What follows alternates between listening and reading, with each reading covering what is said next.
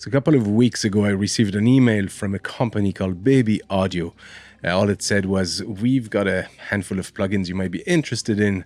Do you want us to send them to you? And I said yes, first because I can't really say no to free stuff in general, but also I'd heard of a couple of their plugins, like the tape and the smooth operator, and I was just curious to try them. I ended up liking them and actually using them on a couple of the latest covers that I've done on the channel, and also becoming an affiliate with them. So they reached out recently with their new product, which is an algorithmic reverb called Crystalline, and I thought it'd be a perfect opportunity to try it this week as it releases on the 5th, I think, of April. So it's just out. It should be available now.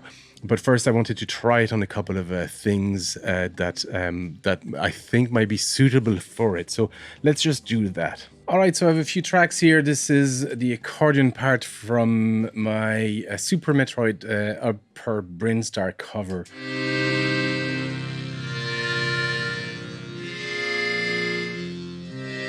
We just got a few individual tracks. What I've done here, instead of playing entire chords on the accordion, I've separated each of the notes for just better control, essentially. I like to do that very often. This track is left. This is the right one. Center track, or lowest note in the chord, is this. And I got the buttons as well. And I've doubled that track and actually lowered it by 1 octave just to provide some extra depth and grit. And heavily EQ'd it as well. But you get the idea. So together. So what happens if we apply the Crystalline plugin onto this?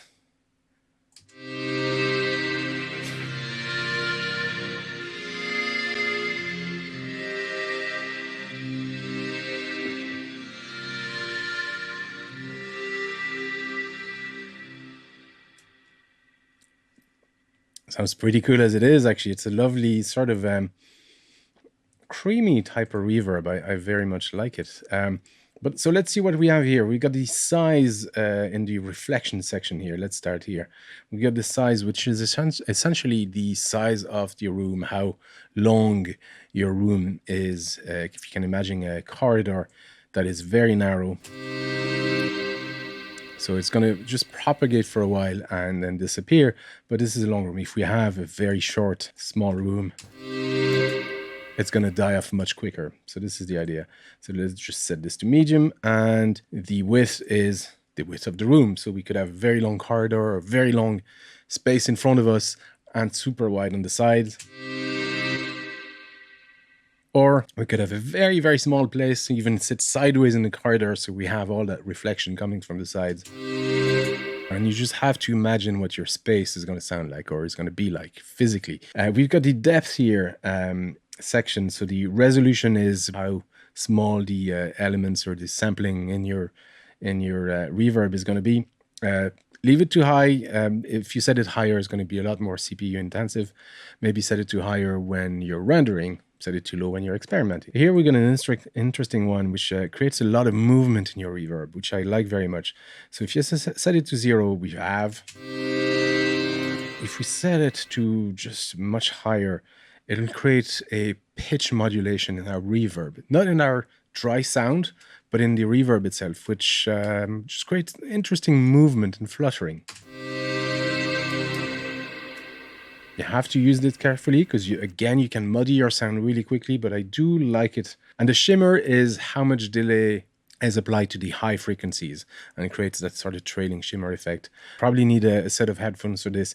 It's very subtle, and in a mix with other stuff, it's probably not something you're going to notice. But for a solo instrument or a solo type of reverb, on a solo vocal, for example, or something like that, that might work really well. The middle section here offers just 2 dials. It's where the start of the reverb, and same thing with the ending. So you can have something that starts right at the beginning and ends really quickly afterwards, or right at the end. So you can have a really, really wide room but a short reverb because of the material of the room itself. Think of that as sort of what the room is made of, if you will.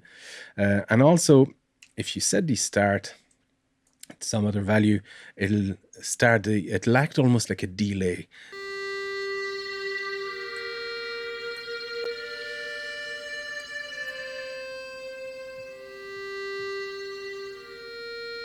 Docker here in your output section is how much the delay itself will be ducked or taken out when the clear signal is coming. So it's like a pre-delay, just to allow that clear signal to shine through, especially if your delay starts right away. There's a tendency to muddy the original sound, so this will allow to have your clear sound, your dry sound come a bit clearer. The cleanup here, you can dampen some of the low frequency with the high pass filter and the high frequencies with the low pass filter, and essentially anything that's in between here. So under 133 hertz and above 5.9 are going to be taken out from the mix, or we can just have the entire band.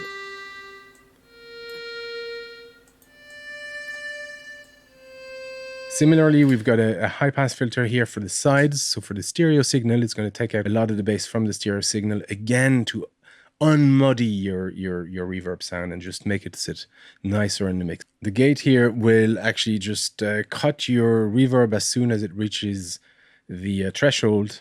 So here in this case, 29 decibels. So when that reverb reaches 29 decibels, it's going to die. And there it's killed. So it's just a way to make sure that, again, your sound isn't too muddy and punches through the mix without muddying the rest of the mix. And the shape here is just a final sort of EQ. We got an EQ for having a bit more lows or a bit more highs. Here we got the smoothing, so we can have either really, really sharp type of reverb or something a lot smoother.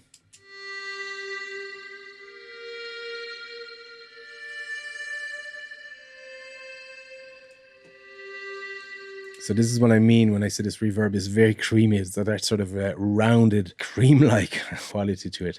And here, attack, we can just add a bit more attack or sustain. It's handy for drums, for example. Very often reverbs tend to muddy the drums, and we lose some of those transients, some of that essential quality of drums. They really lie in the transient. So we can either increase the transients or add more sustain. To be honest, I haven't toyed with this much, and if I'm gonna go down that road, I'll probably use a specific plugin for this, like a transient shaper. And we got a dry and wet mix. We got a freeze button to freeze the reverb itself. So let me show you.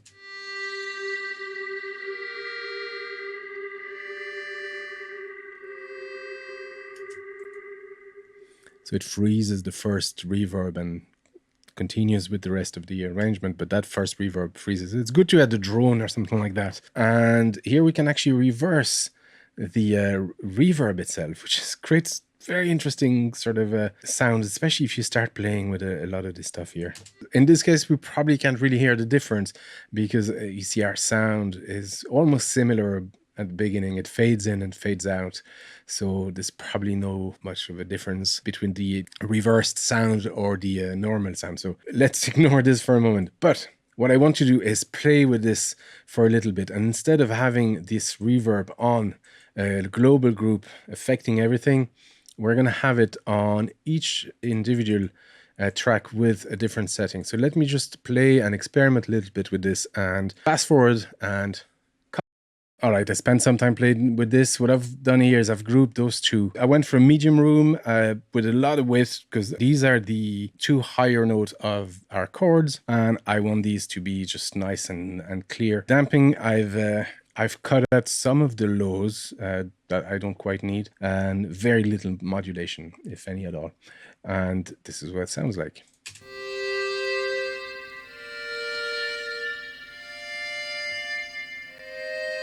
The reason I don't want modulation is I want them to be the main notes that you hear in those chord mixes. And I want a big reverb, not overly long, so it ends quite quickly, but it reverbs for a while. What I've done is I've added another plugin by Baby Audio as well, which is tape, which is sort of it just reproduces the analog feel of a tape. Now, a lot of plugins have started doing that. In the past, they weren't that great, I found, but they're getting better and better, and I very much sounded this one. In fact, I've used this one in my Lemmings cover of I think it's Mind the Lemmings. There's a Wurlitzer playing, and I've applied this plugin on top of it just to create a bit of a fluttering and a tape effect on it, and I think it works quite well on this.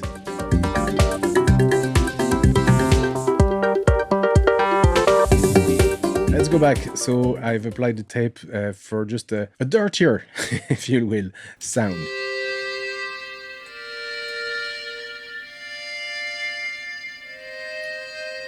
So that's for those two. The middle one here, applied a lot of stuff on this as well. So I went for a smaller room because I want this to be a bit more present and closer to the ear or the player or whatever. And again, it's a narrower room. Damping on the highs, so anything above 2.3 in this case Ks, is cut out, and it has quite a bit of modulation because I want that just to sort of have that uncertain, unsure feel. It's going to be closer to the listener, and I just want a bit more uncertainty and that feel that it's going to break at any point in time, whereas the other ones are much clearer.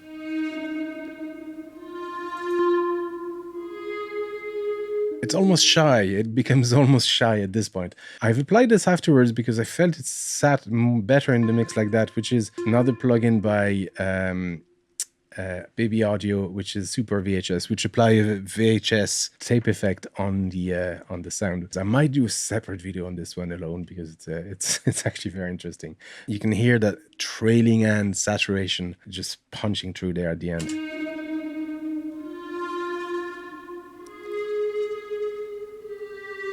Last ones is the button chords on the accordion, or the bass notes.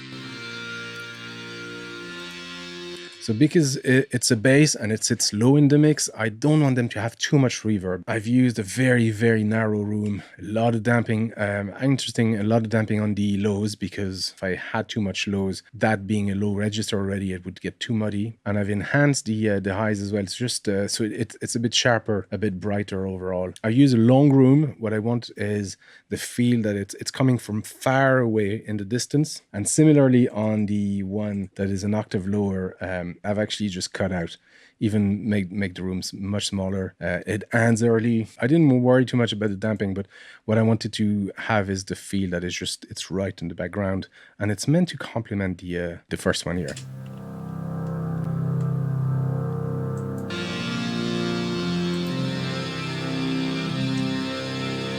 All together,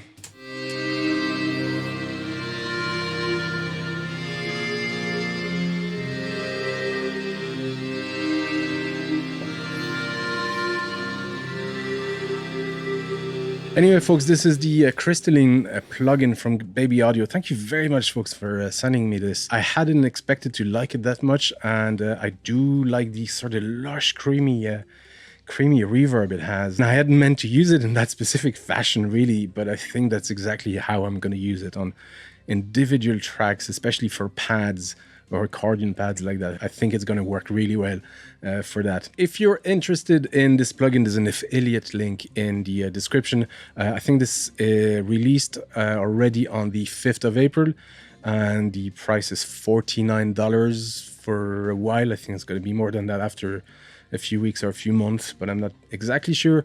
But there's an affiliate link in the description. It's a good way to support the channel, and you get a cool plugin in return, and that works for every single plugin from Baby Audio, by the way. Thank you for watching. I hope this was interesting. Don't forget, if you like that kind of stuff, let me know as well. Subscribe, all the YouTube stuff, and thank you for watching.